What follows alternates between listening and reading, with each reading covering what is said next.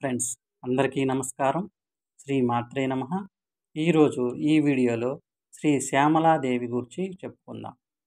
శ్యామలాదేవి మీకు తెలిసే ఉంటుంది.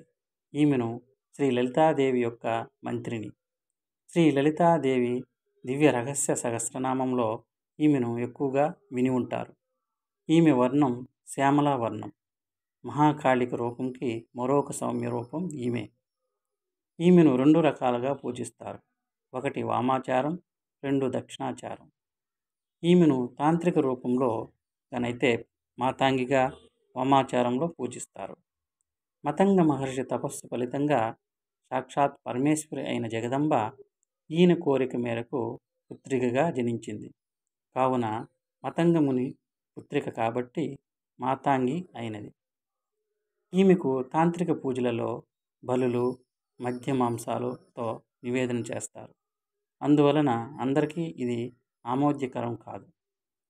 ఈ దేవతను వశీకరణలకు, మిగతా వేరే కార్యాలకు ఈమెను ప్రార్థిస్తారు. అలాగే సౌమ్య రూపంలో ఈ దేవతను శ్యామలాంబగా, ఉచ్చిష్ట చాండాలినిగా, రాజశ్యామలగా పూజిస్తారు.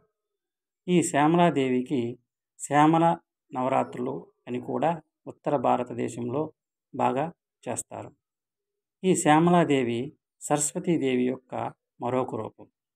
మీరు త్వరితగా పూజ సిద్ధించాలంటే ఈ దేవతను నియమనిష్ఠతలతో పూజించినట్లయితే ఖచ్చితంగా అనుగ్రహం లభిస్తుంది. కాళిదాస మహాకవి ఈమెను ప్రార్థించడం వల్ల కాళీ, సరస్వతి, శ్యామల, లలితాదేవిగా దర్శించినారు. ఈయనకు అమోఘమైన జ్ఞానం ప్రసాదించి ఇచ్చింది. ఈ దేవి లలితాదేవి సహస్రనామంలో గేయచక్ర రథారూఢగా కొలువై ఉంది.